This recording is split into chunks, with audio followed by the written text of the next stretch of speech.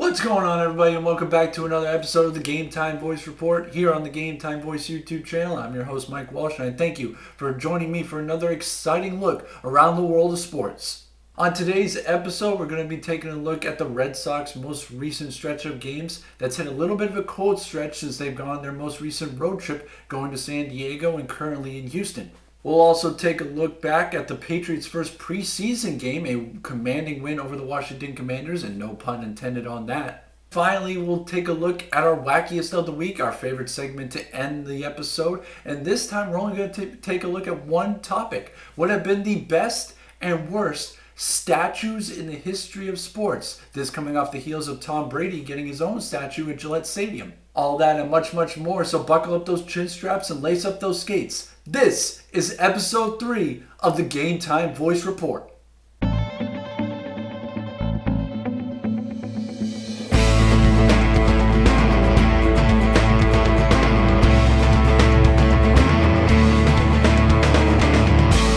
So to kick us off here on the Game Time Voice Report, we're going to take a look, as we always do, at the beloved Red Sox in their most recent stretch of games, as they've gone 6-4 in their last 10, which paints a nice picture if you look at it just on the surface area. But if you really dig in between the weeds and take a look at it, it doesn't paint as nice a picture as you probably want it to.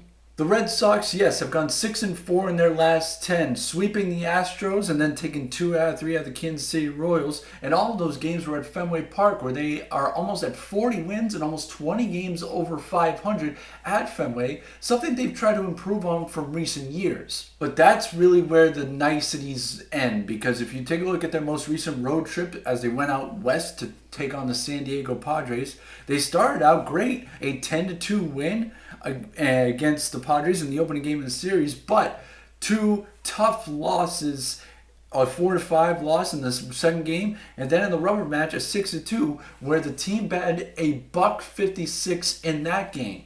Cap it all off with last night, where a 7-6 loss to those same Astros they swept just a little while ago makes the Red Sox, yes, 6-4 in their last 10, but 1-4 in their last 5 and heading in a wrong direction. Now, the Red Sox might look at this and say, well, what's been the problem? Well, like I said, 161 in that one game against the Padres, that's the offense. But 286, 237, and 286 in those 4 out of those 5 games, those are good offensive numbers if you ask me. What's been the problem? It's the same problem as always. The pitching has not really held up to the best of its ability. And there's one main ingredient that cost them in their previous game last night against the Astros. And that problem came from the most unlikely source, their ace, Garrett Crochet, who had his worst outing of the season. He went just 4 innings, gave up 7 hits, and 5 earned runs in that span. Now, he did strike out 5 in that outing, but just could not get the ground ball outs he normally gets or the strikeouts he normally got. And it all came from a chance of strategy, where he mixed it up than what he normally does, which is add in a little bit more breaking stuff than normal instead of relying on his fastball, and switching it up the second time through the lineup. Crochet said he wasn't exactly pitching bad. Like I said, he strikes out 5, but just he never changed his approach, and the Astros' second time through the lineup capitalized all on it. So Crochet's first real dud in a season full of masterpieces cost the Red Sox in their previous game. They'll look to amend that tonight in their second game against the Houston Astros. And they're going to have to amend it quick, as the Red Sox have hit a little bit of a skid. Means that their look in the standings have kind of taken a little bit of downspin as well. They're now 4.5 back of the Toronto Blue Jays in the AL East. Still within striking distance, but now the distance is starting to get a little bit longer, and you can't get it to more than, I would say, 7 games, or else you're out of that Eastern Division race. But the more pressing matter, I think, in terms of postseason success for the Red Sox comes in the wild card races. They are now in the second wild card spot and are 2.5 games. Actually, no, I think it's more like a game and a half behind the Mariners for that top wild card spot. And the Yankees have crept up and are only a game and a half behind the Red Sox. So the wild card's getting a little bit tighter, and the East is starting to dwindle away. So let's see how the Red Sox can come up in their next stretch of games going to the next episode of Game Time Voice Report. Next up here on the episode, we're going to take a look at the Patriots' first preseason game and how that came about. It was a 48-18 domination of the Washington Commanders and really raised some heads as to what this season could be for New England under first-year head coach Mike Vrabel. So we're going to take a look at some of the winners and losers for the Patriots in that game. One of the biggest winners that came out of this preseason game was the second draft pick the Patriots took behind Will Campbell in the most recent draft. Travion Henderson, the prolific running back out of Ohio State. It didn't take long for his rookie season to make his mark on this campaign, really, if you will, as he took the opening kickoff 100 yards back to the end zone in just seconds. 21 miles an hour he was running in the process. His acceleration and game-breaking speed were on display, while he later broke down the sideline for an 18-yard rush on offense. He then added 3 receptions as he finished the opener with 4 touches for a total of 30 yards. So a prolific weapon out of the backfield to complement Ramondre Stevenson already, and to go with quarterback Drake May, as Henderson is starting to look like he's going to be a featured back for this Patriots offense. Next up, it's a group of wordings that's probably been used a bunch of times by Patriots fans in recent years as we go back to Bill Belichick and how he used to run his team, as it was an undrafted wide receiver that was turning heads against the Commanders. Efton Chisholm III ended the night by leading the Patriots in targets with 8 targets, 6 receptions, and 50 yards, in addition to finding the end zone after breaking a tackle from 12 yards out. He also had a 20-yard gain on a screen, while Mike Vrabel was quick to highlight the receiver's play strength as a blocker and a ball carrier, being used in that aspect as a wide receiver. Wasn't a surprise to see Chisholm find success in the preseason, and time will tell if the performance earns him increased reps with Drake May in the offense going forward. Second to last here in terms of the winner's circle, the Patriots secondary has hit a little bit of an injury bug in terms of injuries, as Christian Gonzalez and Carlton Davis, who have been prolific corners for the Patriots in recent years, have gone down with injuries. So they've thrusted Alex Austin and DJ James into their top 2 corner roles this summer, and they did not disappoint against the Commanders. The momentum they built in training camp continued into Friday night, as Austin had a clean pass breakup in the end zone against KJ Osborne, while James jumped an intermediate route for an interception in the game as well. The rest of New England's secondary had positive moments as well, and the duo are front runners for depth spots on the roster heading into the season. And finally, the special teams group had a plethora of important moments in the game on Friday. In addition to Henderson's opening return for a touchdown, which featured big blocks from Jack Gibbons, Elijah Ponder, and Brendan Schooler, New England also broke a 62-yard return later in the game, courtesy of second-year back with the team, Antonio Gibson. The kicker competition then continued their hot streak as rookie Andy Borregales connected on a 22-yard field goal and 3 extra points, while Parker Romo knocked through a 57-yard field goal in addition to 3 extra points on his own. It was a strong opening night for Jeremy Springer and Tom Quinn as the coordinators of the crew, and hopefully that special teams can improve on last year, where we started to see some strides in that group. Next up, we'll take a look at the players who probably didn't have their best showing in the first preseason game.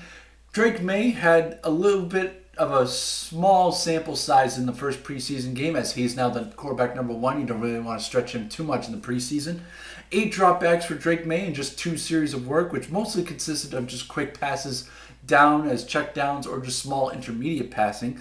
His night started poorly, however, with a bad fumble where he tried to throw the ball away while being dragged to the ground.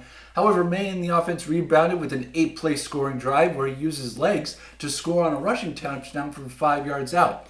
While Drake May saw some up and down, quarterback Josh Dobbs found the end zone on the ground, but his accuracy was not the best on the night, completing just 5 of 12 passes for 45 yards and had several bad misses throughout the night, including a pair to rookie wide receiver Kyle Williams. Josh Dobbs will come in. He will more than likely be the backup to Drake May, but if this isn't the case, New England might have to look for the open market to find a new backup if Dobbs continues to perform like this in the preseason. Next up, we go to the defense, where linebacker Anthony Jennings, fit in a 4-down attacking defensive front, was kind of in question the moment Mike Vrabel was hired in New England. Despite the veteran's ability to play the run at an extremely high level along the edge, Jennings playing into the fourth quarter Friday night does not sit well for him as a starter, as he played a bunch and probably more than a starter would in the near future. I mentioned Josh Dobbs and his kind of shaky spot as the backup, but after a shaky first drive for third-string quarterback Ben Woldridge, he settled in nicely. Vrabel was quick to say he was excited to see him settle down and hit some passes. So there's a competition that's sprouted from Patriots camp who will win up the backup job behind Drake May. Another mention in the running back room, Antonio Gibson totaled 26 yards on the ground in addition to his 62-yard return, while Lan Larison found the end zone en route to 35 total rushing yards. The undrafted back did support a walking boot post-game, however, so another injury going into the season for the Patriots. Luckily, it seems to be a third or fourth stringer. Taking a look at the rookies, Kyle Williams, the wideout, did not have any catches in the game. However, he had 2 clear wins on routes that resulted in misses from Dobbs, so more on the quarterback than the wide receiver there, and also appeared to draw a defensive pass interference downfield later on. So Williams, as well as there was no catches for Javon Barker, but the second-year receiver made 2 tackles on special teams. Vrabel said post-game he's excited about that progress, just happy for Javon just being able to go out there and contribute. So the wide receivers making plays in small areas, if not for catching the football, although that's the prime reason for a wide receiver to take part in a team. Finally, we'll finish up with the top draft pick for the Patriots, Will Campbell, who showed his athleticism and tenacity out in front of the run game, but there was a strip sack in the game that appeared to be the result of the rookie not passing off a stunt or his technique correctly in blocking. So for now, Campbell is marked for a sack against. Campbell was very potent in a previous press conference while he was at LSU, saying if a defensive end goes a sack a game, he could be paid the big bucks. If an offensive line gives up a sack a game, he's probably working at Walmart pretty soon. So Campbell eating his own words there. Let's see if he can contribute more in the preseason as it moves forward. The Patriots continue their preseason matchups this Saturday as they will travel to Minnesota to take on the Vikings and new quarterback J.J. McCarthy, who's trying to win himself a job in his second year with the team, much like Drake May. Be sure to be on the lookout for that. Finally, here on the Game Time Voice Report, we're going to take a look at our wackiest of the week and take a look at one very specific topic. Now, normally we just try to stretch many topics into this segment, but there was one very clearly, and that came courtesy of my thoughts on Tom Brady's statue that was unveiled at Gillette just before the Commanders-Patriots game. Now, I won't say that this is among, I would say, the worst statues I've seen in sports, but it wasn't necessarily the best either. It was kind of just in the middle. My thoughts on it, they got most of the facial construction right. They got the numbers, the jersey looks good, but I don't know about the pose. I would prefer mainly Tom Brady's fist pump that he does in warm-ups when he comes down on the field and maybe a let's go expression on his face, but it wasn't exactly the worst statue I've seen. So I think fans will enjoy being there, and Tom seemed to enjoy it himself, although he did make a sly comment saying this statue will be here for 2 reasons. Allow Patriots to take a look at some fond memories of the good old days, and we'll have an opportunity for Jets fans to throw alcoholic beverages at it as they leave in the second quarter after a blowout, so Brady not losing his sense of humor in retirement. But it did get me thinking, what can be categorized as the best and the worst looking statues in the history of sports? We'll start off on the positive side of the sort of segment and take a look at some of the best statues in the history of sports, and we're starting right here with known as the king, the great Brazil player Pele, who won 3 World Cups in 58, 62, and 70, scored more than 1,000 goals in his career, as he's seen here striking his classic pose with his hand raised when he celebrates a goal, and the dynamics and the expression and the smile on his face really makes this one of the best statues that we've seen in the history of sports. We'll stick with the soccer world, or football for all those around the outside the United States, I should say. And we'll continue with another one of the great players, Diego Maradona, who was an Argentine soccer legend and a 1986 World Cup winner, though he's most known for scoring a hand of God goal that should have been disallowed in the final against England.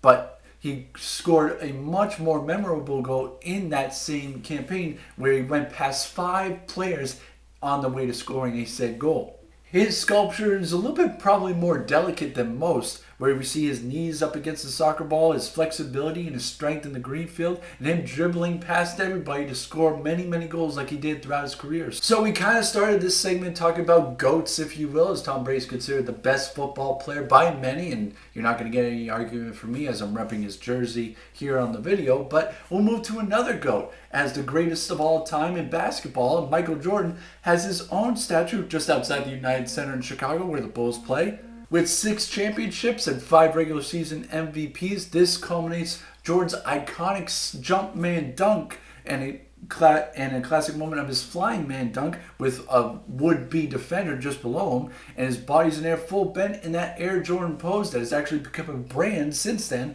Shows the power and beauty and elegance, while also the tenacity and the amazing competitor Michael Jordan was. It's a perfect example of who he was for the Bulls and who he was as a player throughout his entire career. We're sticking with GOATs here. We're moving to the boxing world, and the greatest of all time, Muhammad Ali, 3-time world heavyweight champion, and also one of the most active athletes in social movements and his fight against discrimination and oppression throughout his entire career. It was only right to give him a statue immortalizing him, and the sculpture shows him in his classic boxing pose with his boxing gloves up, a determined look in his eye, and his well-defined muscles, but also maybe a little bit of sarcasm, taunting his opponent to come get him when a would-be punch goes right by Ali's face in his defensive posture. So an amazing tribute to an amazing man who is considered the best boxer of all time.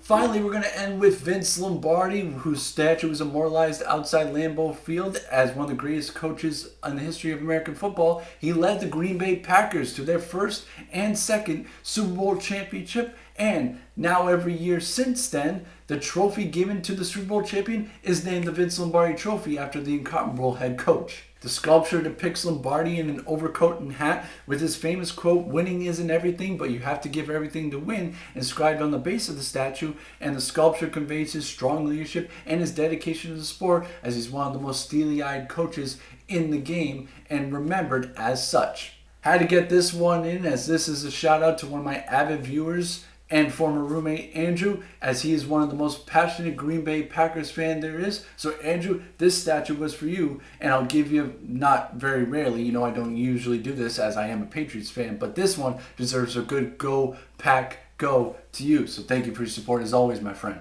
Unfortunately now, with all the positivity out of the way, it's time to take a look at some statues that probably missed the mark, maybe by a little bit, maybe a detail was off, or you take a look at them and you go, what the heck was the sculptor thinking when he made this? It's only fitting that we started the best statues with 2 soccer players, so we'll start the worst with probably one of the most prominent soccer players there is in the world, Cristiano Ronaldo, who, by the way, congratulations on the engagement over the weekend with his longtime partner. Now, you look at this picture and you see Ronaldo on the left, and his face is a little bit blurry, but you can kind of make out his features, as he is one of the best looking superstars in the world of soccer, which is actually a broad term, because soccer players, I think, in terms of looks, probably have some of the best looks in the entire sports world. But you look at Ronaldo on the left there, and you look at the statue in the middle, and there's no real comparison, really. I mean, you look at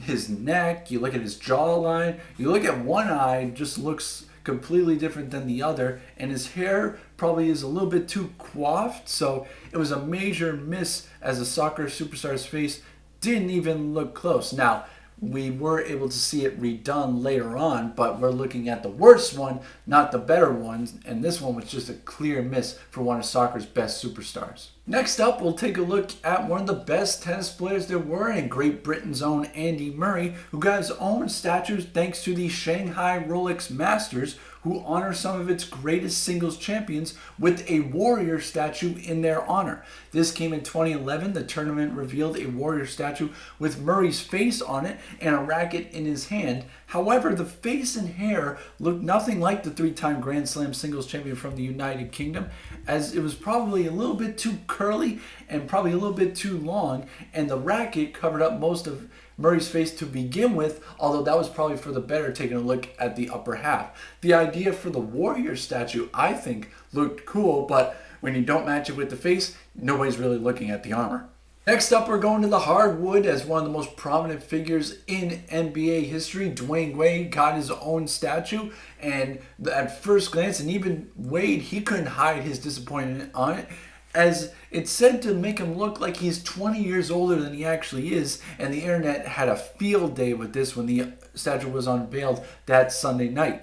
Wade himself was speechless upon the reveal and even had former NBA rival Paul Pierce, who said on many occasions he was a better player than Wade, made sure he let it know this has to be redone, although it hasn't been redone.